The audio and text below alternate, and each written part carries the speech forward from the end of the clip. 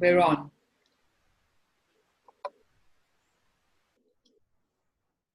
Well, everybody, thank you very much for joining us today. We have great pleasure in greeting you and introducing you to a very wonderful guest. But firstly, why we're here today is to embrace saying yes to life. And this is to empower yourself, to trust yourself, and to clear some stumbling blocks which we all have. We would like to let you know a little bit about ourselves. Ray here is my partner, and myself, Vicky, and we really have embraced saying yes to basically just life, being here, doing what we need to do. And it's gone in ways that we could never have imagined. It's completely and utterly shown us that there's a pure way to live your life and to embrace who you are and allow yourself to embrace who you are as well on a soul level, which we find when we work with soul that is definitely the way to go. There's no two ways about that one, is there, way? True, yes. So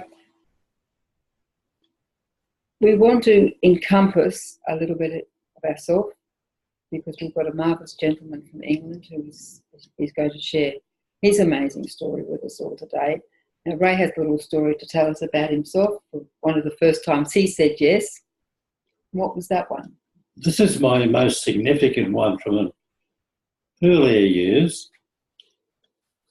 For some 30 years, I've been a heavy smoker, 2 packs a day. And at the age of about 45, I just gave it up cold turkey. Said yes to being a non-smoker and no to cigarettes. Wasn't easy, did it cold turkey. And my family didn't realise for a week, incidentally. But that was the beginning of saying yes. And when I realised I could do that, there was nothing I couldn't do. I was so heavily addicted to cigarettes. And from then on, there's been more and more things changing in my life that I've said yes to. That was the first and most significant one. And with me, I was in business for many, many years, wasn't enjoying myself, knew it wasn't right for me, but one makes a commitment on various different levels. And one day I said, no, this is definitely enough. Went home, got the newspaper out because I'd seen an ad on to learn to become a chef, and I have a passion for cooking. I thought, yes, I'll learn how to cook properly. I did. I actually won the best student of the year for that year, and I was elated with that one, wasn't expecting that. And unfortunately, or fortunately, because it doesn't really matter, I realised when I went into the industry, I really was too old to keep up with the pace of the kitchen, but I can keep up with my own pace and I can use my own knives properly.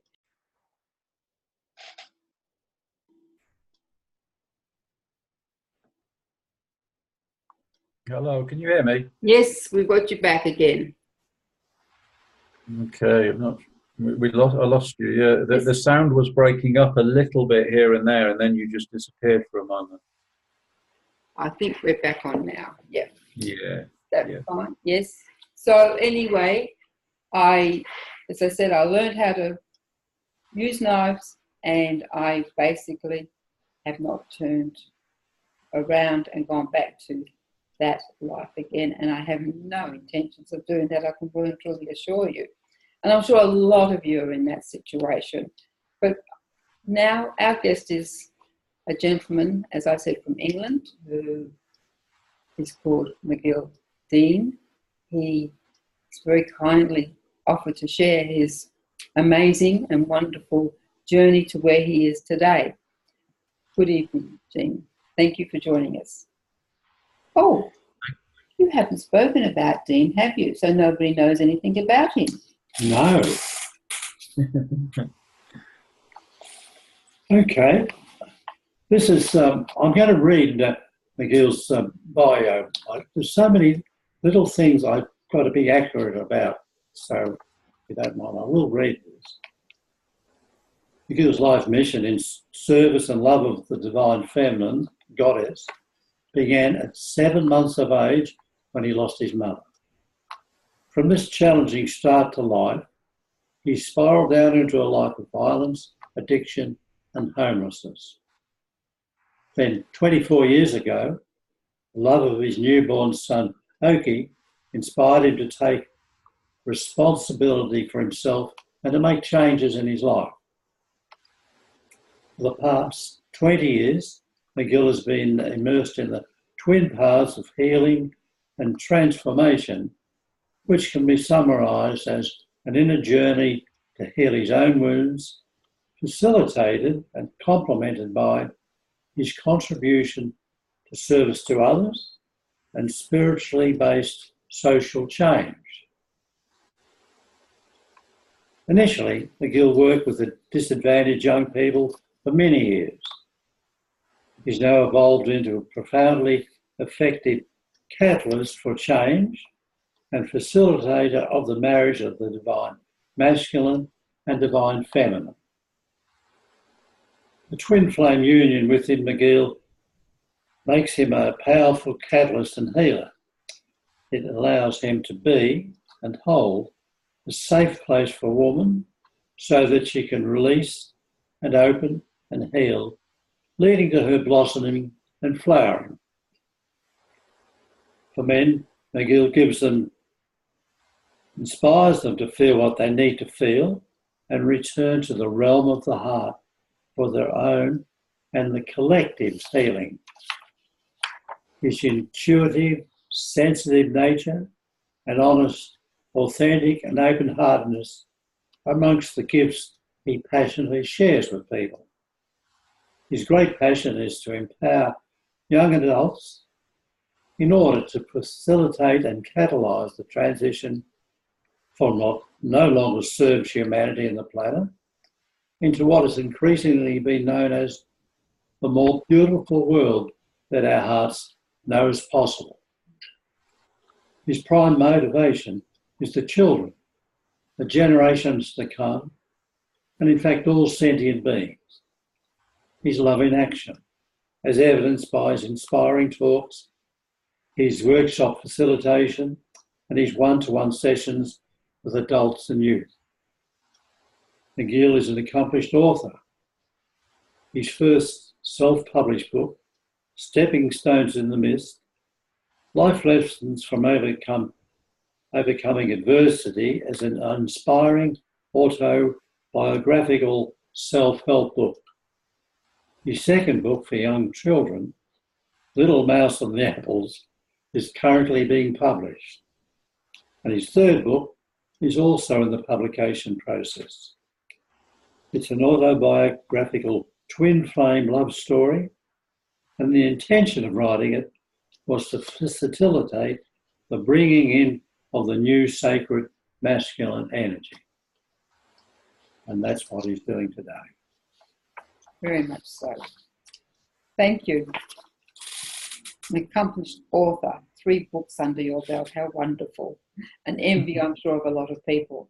But first of all, Miguel, we would like to ask, and I'm sure everybody listening will be interested in to know, what was your first aha moment when you realised it was okay to say yes and actually say it and do it?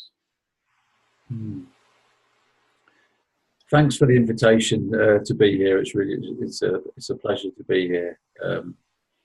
Thank you. And my first yes moment, I guess, really, the big yes that stands out was when it was related to the birth of my firstborn son, Oki. I was living on the road at the time as a New Age traveller. We were parked up on a farm, and I was picking sprouts. It was the middle of winter. It was, November. It was cold. And, we were living in a bender, sort of like a makeshift tent with a wood-burning stove and stuff. And that was where Oki arrived, under the oak tree in the middle of this field on this farm. Very much a home birth. There was a full moon as well, so it was all very, very romantic, a perfect setting, really.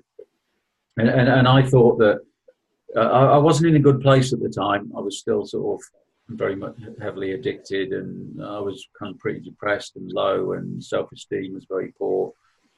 And I hoped that the birth of my son would be like a magic wand, that all of a sudden, becoming a father, I would suddenly feel like a man, and I would feel whole, and I would feel at peace, and everything would be sorted just by the birth of this son. Mm. But it wasn't quite that straightforward. And as the months rolled by, and a couple of years, I think Oki was about 2 years old, and I began to see that, yeah, it wasn't just a clear thing of, his birth that would make it all better. It actually accentuated some of the pain that was in me. But one morning I woke up, and I remember thinking clearly to myself, perhaps I would be better off just walking away from his mother and my son, because what do I contribute? I'm such a mess, and I'm angry, I'm insecure, I felt pretty worthless at the time. But there was a little voice inside me just reminded me that said, look, okay, you've tried a few things to sort yourself out, but remember you said that you would go and see a counsellor if nothing else failed, and for some reason, I was terrified of this idea, terrified of going to see a counsellor, and just because, well, how does that work? How's going to having a chat with somebody really going to sort all this mess out that feels like it's going on inside me? But I knew that this voice, I heard this voice clearly, and it was like, well, I need to try this, before I walk away, and from my son and my partner. I need to try this, because I'll never forgive myself if I keep looking back and thinking, well, what if I'd have tried it? So I said yes to going and finding a counsellor, to going and beginning to, to speak to somebody, to talk to somebody about what was going on for me. And that really was the turning point. It's quite a sort of synchronicitous story just of how I found the counsellor, because I just wandered into town, and I was kind of living outside of the system, I wasn't registered with doctors or anything. I'd been living on the road for years, and I didn't really know how to go about this process of, finding a counsellor. And I just went from these different agencies and sort of got pushed past from pillar to post, till eventually, by chance, I bumped into the right person, and they gave me a phone number, and I phoned up this guy and went to see him. And yeah, it was like light bulb moments, really. Everything, just that act of speaking to somebody and really being heard, really being listened to, and just asked a few simple questions. It began the whole process of inner transformation, inner healing, I guess. So yeah, that was my real big yes. Yes, even though I'm terrified, even though I really can't see how it's going to help, I'm going to go and give this a go, and I'm going to go and find somebody to speak to about the pain that I'm in. And the wonderful thing about that is it's quite amazing how you said yes to go and see a counsellor, and like you said, you're completely out of the system in England. But those little steps, those what ifs, they're always filled. Something always, or a person or whatever it is, to me, don't you agree? Always steps in at that exact time that you've said yes, or I need, or I want help. You put your hand out and said, excuse me, there's more to me. We're great believers in talking to our soul, because that's who we're walking with. When we're never walking alone, we've always got our soul with us. And sometimes we sort of go, does the soul really want to go shopping today? So your soul was experiencing what it was like to be homeless, become a father, picking sprouts in the middle of winter. That you're, like you say, it sounds very romantic in a sense, and it was with the birth of Oki under an oak tree and then his name. I think it's wonderful. But the reality of it is, it was darn hard. Nothing about that story is easy. But you said, well, in a sense, what if, and what if was yes, and then the what if became your path. And all those what if people stepped in. And, well, I feel that whenever you make that contribution to yourself, It happens, doesn't it? Yes, there's someone or some circumstance, once you're willing to accept it, it'll come Step along. in there. Yep. I like the saying. There's a saying, isn't there, that I'm not totally comfortable with the word God. It's a bit loaded, but the saying is, you know, when if you take one step toward God or life or whatever word you want, you know, life or God will take 10 steps towards you, and that's kind of another way of kind of saying what we're saying, really, isn't it? Yeah. It is, yeah. And words are just words. I mean, you know, we'll say, well, you know, I'm God also. Huh. So if something goes wrong, well, I thought you were God also. But you're not saying it in the context of I'm the Almighty God. You're saying that within myself, I am my God. And you're acknowledging yourself, which is the same thing, whatever. And that's part of, to me, being the soul. You're acknowledging the soul, and that's who you're walking with. That's who you keep coming back in this different vessel of a body, but your soul keeps coming back with you and says, come on, we've done that before. Let's go and do something else. Let's have some fun. Yeah. It's a lot better. So what other fun things have you done? We went to Israel, I know that. Well, we went there, enjoyed it. Both became sick towards the end of the time we were there, but it was a wonderful journey. So, Yeah. Wow, you know, I've done a lot of fun things. I've had a lot of adventures. I'm not one for, you know, I feel that to a large extent that where we grow when we step out of our comfort zone, and, you know, when we're in challenge zone. So very much for me, if there's a fear or there's a resistance to doing stuff, it's often like, okay, let's push through that. Let's go and check it out. You know, we obviously need to go and check that out. yes, for sure. Yeah. So, Israel was, it was kind of fun, and it wasn't fun. It was supposed to be more fun, but, you know, as they say, you know, we get what we need, and not necessarily what we think we want. So yeah, the idea was to go and spend some time with a friend that I'd met online, with a woman that I'd met online, and we had a really sweet connection, and we got on really well. And, you know, and I guess I said another yes. It was like, okay, yes, I'm going to go. Let's check this connection out. You know, let's meet properly. I'm very aware that, you know, until you're in the room with somebody, it doesn't matter. You know, you can tell so much more about your connection than you can through months of video calls or emails or whatever. So I decided to go to Israel, even though, yeah, I haven't done a great deal of traveling by myself. You know, when I've done traveling, it's been with a partner or it's been with a friend.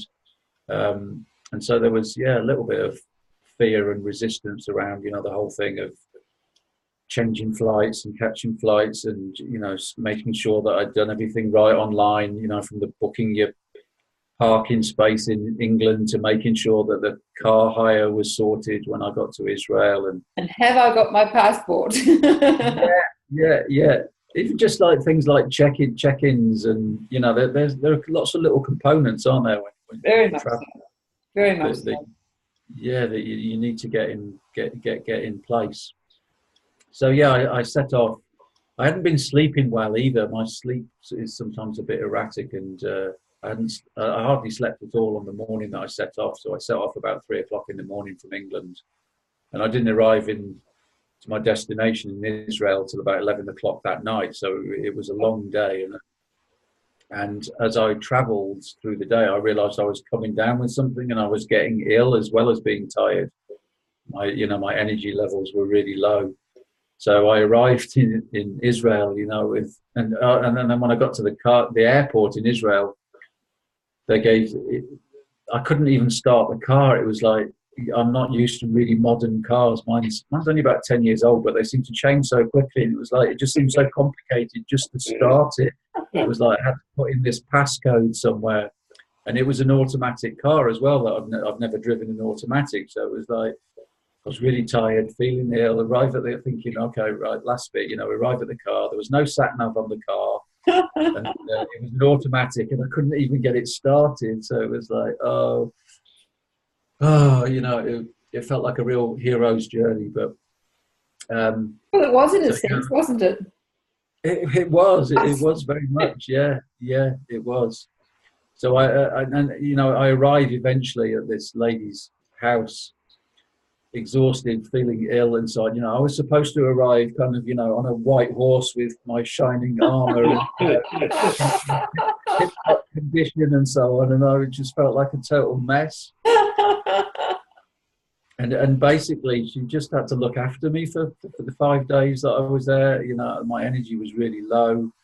We had a very sweet time together, but there was no sightseeing or going out. I just had to really take it easy and rest a load and just surrender to really being taken care of. Being looked after by the divine feminine, if you like, instead of me turning up as this, all sorted, independent man. I just felt very vulnerable and very tender, and I had to surrender to being taken care of and not being at my best at all. So it was a really powerful experience in that way, and it was also a very powerful experience because, as a result of my own story, there was a bit of a theme, a big theme around, seeking completion, the need to feel whole by, through relationship with woman.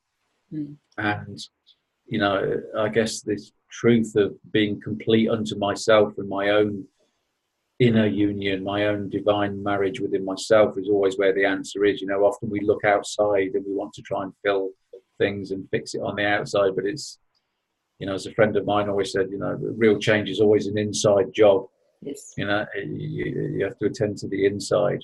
And I'd lost my way a little bit, and the allure of this beautiful woman in Israel distracted me from my truth and my knowing, and really that journey I felt was the last piece of me, of that life just saying, Miguel, it's inside you. It was like I had to travel halfway across the world almost, like, to go and see this woman to realize no, that's not where it's at. That's not where it's at. So yeah, that was quite an adventure. Yeah. I'm assuming you're going to go back to Israel. I'm not put off. No, I'm not easily put off. There are no immediate plans at the moment, but yeah, we've maintained a really good connection, and I'd like to go back and see a bit more of Israel, do it in a different way this time. Yeah. Well, it is a beautiful country. We've been very fortunate to go there and see the sights and get ill. And also, I have we never know why I believe we never know why we're taken somewhere or why we go. I mean, that's a classic for us. We just went, yes, we're going on this trip, and we did, and have met some amazing people, and still have contact and see them in other parts of the world, which I always find quite amazing.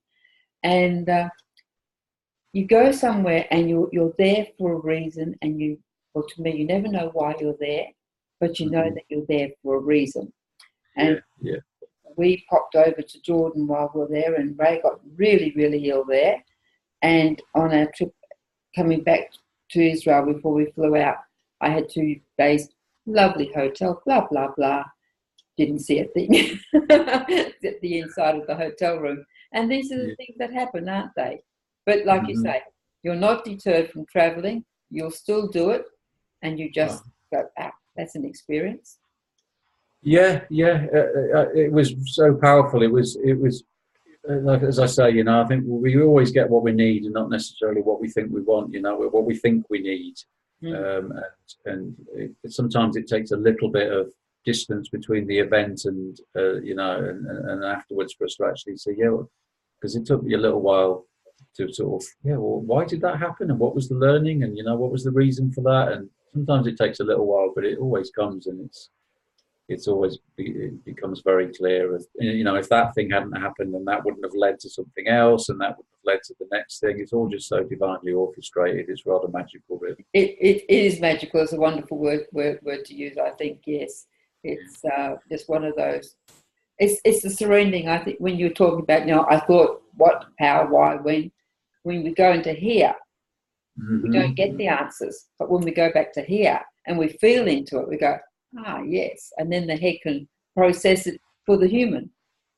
Yes. It's just that wonderfully evolution of who you are and why you're here. Because you are here for yourself, you are here for your soul, and it's great. We just love it. We just love being alive, don't we? Well, we do anyway. Absolutely. So now, the author in you. Has he been a budding author for many, many years? And like a lot of us, we have a book sort of in the computer or up here, and one day I'm going to do it. My mother's 92, and she says, I was always going to write a book, but I never got around to it. Right. You're doing it. You've done it. Yeah. I don't know how much it's connected, but my memory is not great at the moment, and it was never, and there are massive blank patches from my childhood. But one of the things that I do remember is a teacher, my English teacher, Mrs. Cook, and because there wasn't very much soft feminine energy in my home or in my childhood at all, but she had this real soft feminine energy about her, and I really liked her classes, and I did write some poems and stuff. I remember, as a boy. So there was something there. But the first book, Stepping Stones in the Mist: Life Lessons for Overcoming Adversity, came it's about 8 or 9 years ago, and that just I was having a coaching session. I've been recently become self-employed, and I was having a session with my coach, and he said, well, what's the next thing that you need to do? And I just kind of heard myself saying, I need to write my book. And it was, and I kind of like looked around and was like, who said that? I haven't got a clue how to write a book, or how's that going to work? And but my coach looked at me and said, I feel that totally. So I'm a pretty proactive sort of person. So I went, home, and then I think the next morning I didn't have a lot in my diary at the time, early days of self-employment, and still very much learning how it all worked. So I had some space, and I just sat down at my computer and just started writing. There was no planning. It was just like, right, let's see what happens. Let's just start writing. And I just found it just fell out of me, really. I couldn't stop. I would be sat at my computer with my legs crossed because I was like so desperate to go to the loo. But it was like, no, I can't quite stop yet. I've just got to get this bit done and this bit done. And it was written in about 8 weeks. I wrote it in about 8 weeks, the first book. It just fell out of me. And I guess that was the beginning. I was kind of shocked, really, by the feedback, that people really appreciated it. And there was a lot of powerful learning in the writing of through the feedback, really, that so many people said, I could so relate to your story because I write in a very just clear, sort of authentic, vulnerable. I don't want to hide aspects of myself. This is the things that I've messed up, and these are the aspects that perhaps I was ashamed of, and that I would like to. I'd like to think that perhaps I didn't do, but nevertheless I did. And people said, I could so relate to your experience. And what I realized was that in a way, we're all living different versions of the same story.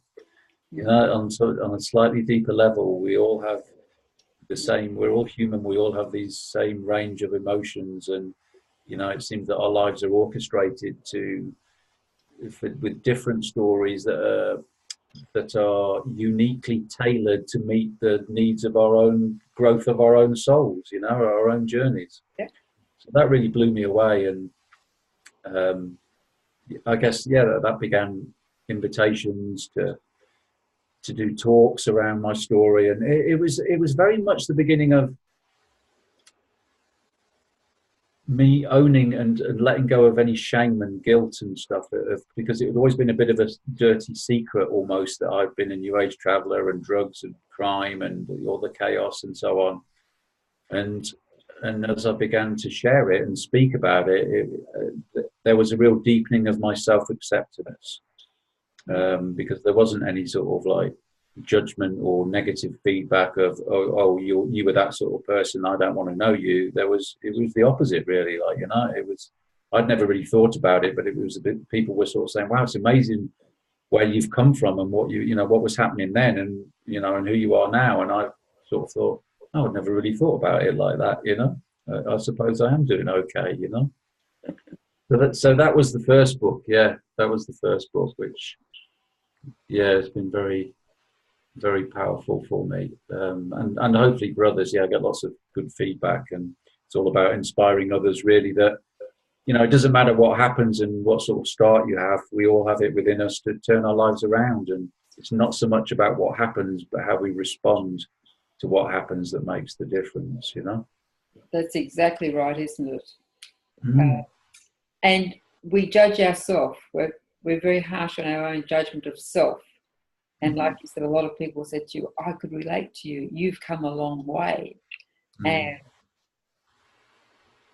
really? Have I? And you don't see it yourself. And it's always the outside forces or observation of you, or they've known you before and gone through with you and or met you later, that they are the ones who can validate the changes in you that you don't normally tend to recognize yourself, if that makes sense. Yeah, totally, yes. Yeah, yes. and it's then, to me, it's like that little push, a gentle push that I'm doing okay and I can keep going forward. I think it's, yeah.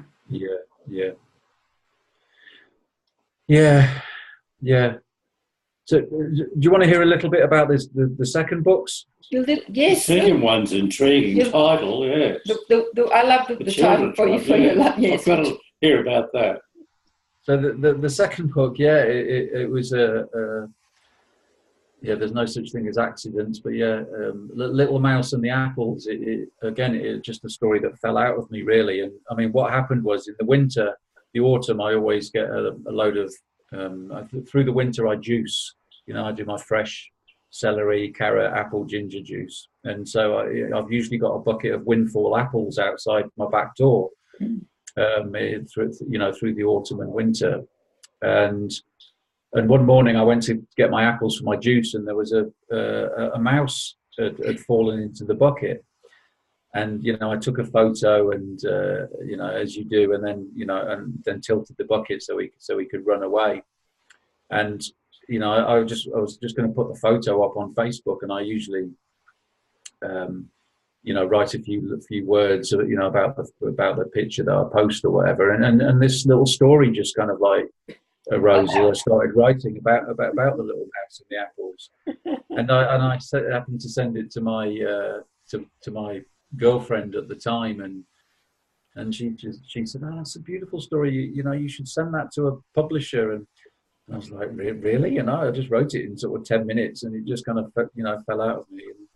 And she said, "No, that's a really lovely story." I read it to my mom, and she thought it was lovely. And so I polished it up a little bit and sent it off to a few publishers. And the publisher got back to me and said that they'd like to publish it.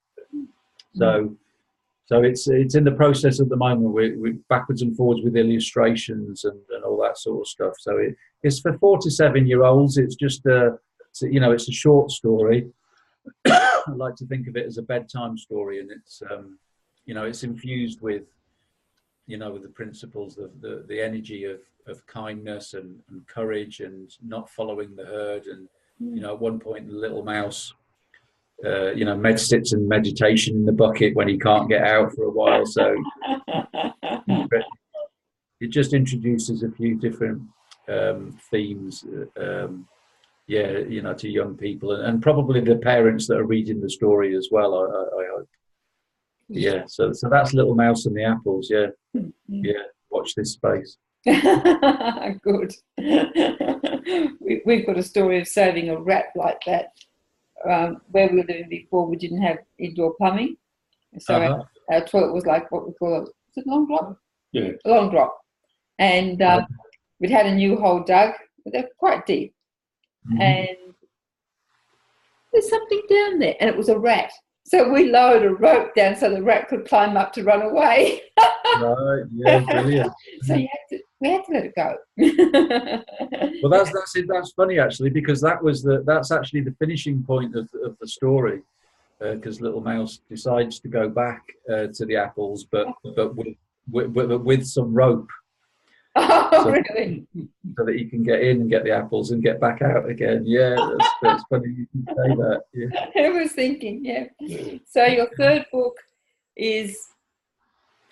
The third book hasn't got a title yet. I'm not quite sure what it's going to be called. It's just been sent away to some publishers, so there's not a publishing contract sorted yet. It's how do I describe it? It's an autobiographical novel, so it is kind of like, it's true. It's a little chunk of my life, and it's a twin flame love story, really, about my amazing. It was about 14 months with this beautiful woman that we just had this really tumultuous time together, and how she opened me and enabled me to release and heal some of those old mother wounds, that were still residing within me, and all the magic and the alchemy and the really sort of kind of quite mystical experiences that happened, in our time together. How conscious relationship, is just such a powerful tool for healing and for awakening and ascension, whatever word you want to use. And for me, I guess it was. I know I'll always be a work in progress, but she brought me to a kind of like a whole new level of the union of my twin flame within myself, the balance of the masculine and feminine within me. So that's essentially what the book is about. It was a little bit of a kickback against 50 Shades of Grey, because I was amazed, as I imagine a lot of people were, how that became such a bestseller and so on. And it just seems to be so much about the sort of shadow, unconscious aspect of sexuality and relationship. And so, this book is certainly an 18 certificate. So there are it does go into the sort of sensuality and the sacred sexuality and so on. But because I wanted there to be something out there, to almost like cancel out 50 Shades of Grey and say, there is another way of being intimate and so on. It doesn't have to be all about shadow and ego and stuff that's not so light, if you like. It's the honouring of self and the partner. Yeah, that's a simple way of putting it. Thank you, Vicky. Yeah, it is. Yeah, that's very much what it's about. Yeah. Yes. Yeah. Mm-hmm. Yes. So yeah, that's the third book. There are poems and blogs and bits and bobs, but yeah, that's it for now. That's it for now, folks. Until next time, watch this space. Yeah. Well, everybody, I'm sure you've been entertained as we have with Miguel's stories and the insight into how a man can go from being on the streets, basically, to, well, not basically, he was, to where he is today, a self-published author, gentleman who's running his own business, successful in life, still discovering who he is and being open to discovering who he is. And I think I can say, because he said yes to life. Exactly. Fair assumption? Yep, you said yes to life. Yeah, I would agree with that. Yes. See, wonderful word, isn't it? Mind you, no can be just as important as yes, but we're going with yes right now. And what Miguel is kindly offering is a copy of his first book that he was talking about, Stepping Stones in the Mist. It's a PDF form. You can go onto his site, which will be below here, and just click on that and get it for free. How generous is that? So I'm sure that many of you will, look, you all may as well go and just click on it and get a copy of it and read it, because I'm sure you will enjoy it. And after meeting this gentleman, you will know where it's coming from and from the heart that it's coming from, which this man just obviously has such a huge heart because of the work that he does, not just for himself, but for all those around him. So thank you, Miguel, for that. Greatly appreciated. As I know I can say on behalf of our guests that they will appreciate it as well. So I would like to thank my partner here, Ray, in supporting me. My pleasure. It's pleasure, good. And definitely to you for supporting us, and to you for joining us. And we will have, as we have plenty of guests to keep you entertained in the days to come, and we look forward to joining you all again. Thank you very much. Thank you. And I've got it.